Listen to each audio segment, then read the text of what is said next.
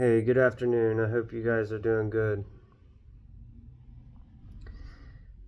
I just got a message from somebody that I consider a really dear friend. And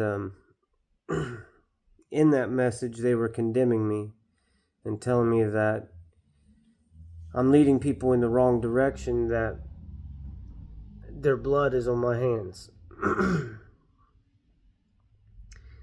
And I just want to make it really, really clear that all that I've spoken and all that I'm speaking, and I'll tell you why I'm speaking it, but all that I've spoken is unconditional love. I've spoken that the Bible that we are following, that the majority of Americans follow, is an evil Bible. It was written by an evil man. Not written by, but translated by an evil man. King James governed the translation of the KJV. And then he had the man who translated it murdered. He also had his mother murdered. He also was a homosexual. He also wrote the book of demonology. And that's not the whole, that's not the whole reason why I'm speaking what I'm speaking. These are facts. But what I'm speaking is that knowledge has been stolen from you. Spiritual knowledge has been stolen from our people. When the Aboriginals were murdered, spiritual knowledge was stolen from our people. During the Crusades, spiritual knowledge was stolen from the true Christians. That Bible has been mutilated. It has been completely controlled. If you don't believe that, then this is not for you, and that's fine. You don't have to condemn me. You don't have to respond. You don't have to say anything. But as much as you want my salvation for myself, I want salvation for our people. Like I was responding to him, I told him, 2 weeks ago I read a story about a young Hispanic girl who was murdered by her foster parents and then found in a trash bag. And then her story fell off the map. And 2 weeks later, there are millions of people in the streets afraid of tariffs and of not receiving their Social Security. People want to speak that they are spiritual. They want to say, "Oh, you better get saved. You better follow Jesus." But then they don't follow Jesus. They say, "Oh, you better go to church." But then 98% of their life they are sitting watching Netflix, and they are going to work in Satan's system, paying a lot more homage, a lot more money into a system that allows the story of a 12-year-old girl to fall off the map after she's murdered and raped.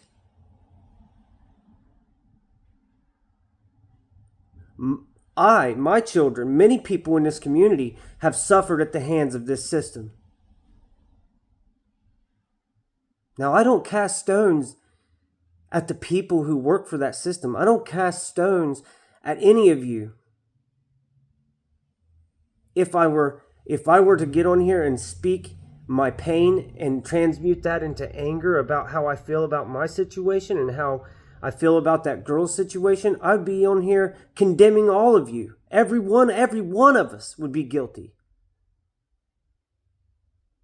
I'm making a point that you were lied to. You were lied to. We were lied to. Your Bible is a lie. You're too afraid to take that into consideration. You're too scared to even think for a moment that possibly world leaders, powerful structures, systems that control 98% of your life would mutilate your spirituality. What I've been speaking is meditation, contemplation, alchemy, spiritual teachings that come from true spiritual people, prayer and what it's actually doing and what it's for, how it changes the molecular structure of the water around you. Us humans are designed, we are meant to have dominion over the earth, not domination. We are designed, we are meant to heal the waters, to heal the lands, to heal our people, to flip tables in churches, just like Jesus did. We are designed to stand up in authority when we see wrong. We are designed to find abundance in love and in our spiritual selves, not in your bank account. What I'm speaking is unconditional love. What I'm speaking is not to pray for people who don't follow God in condemnation. Because 90% of you get on your knees and pray in condemnation. You damn them. As if you're the judge. Or you pray begging for their salvation as if it's going to change anything. Your prayers are going to change that. That's a judgment only one power will make. Instead of focusing on our job, and that is to pray for healing of the lands, to take good care of earth. But then we go and mine oil and build cars and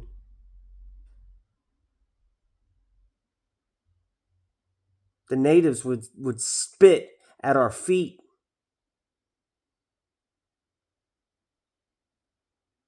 For good reason. No. In my mind, I feel like it's important what I'm saying. I'm not the only one saying it, but I feel like it's important enough for the people that I love, for my family, that I speak on part of humanity's salvation. Sitting on our hind end, waiting for Jesus to come through the clouds,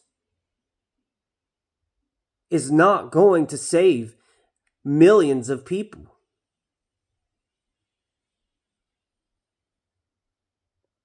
That's our job.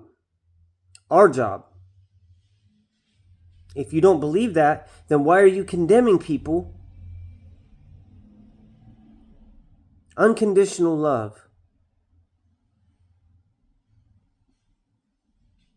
And then stand up when you see wrong and say, no, that's wrong. And then when you see the earth being destroyed in front of your eyes, when you're breathing polluted air, when you're drinking polluted water, when your people are getting cancer, when people are being shoved lies down their throats, you say, oh, well, it just is what it is. We'll vote for them some more.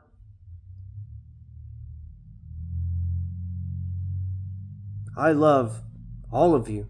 I can really say that.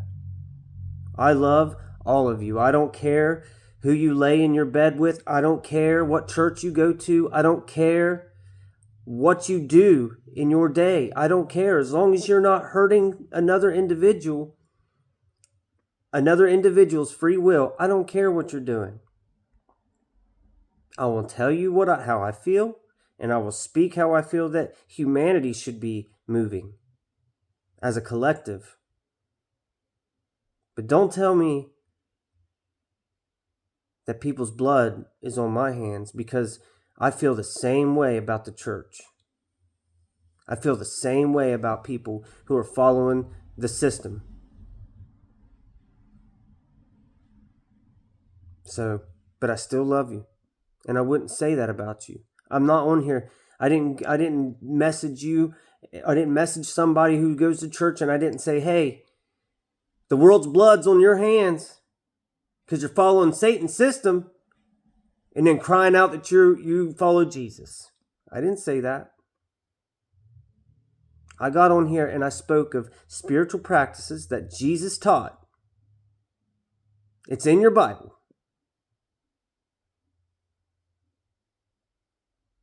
So, I love you. All of you. I hope you can see what I'm saying. If you don't want to listen to me, don't listen to me. I don't really, it is what it is. I feel compelled to say how I feel. Thousands of people do it. People get on podcasts, people get on YouTube, people get on Facebook, and they say how they feel every day. So here I am. I'm saying how I feel.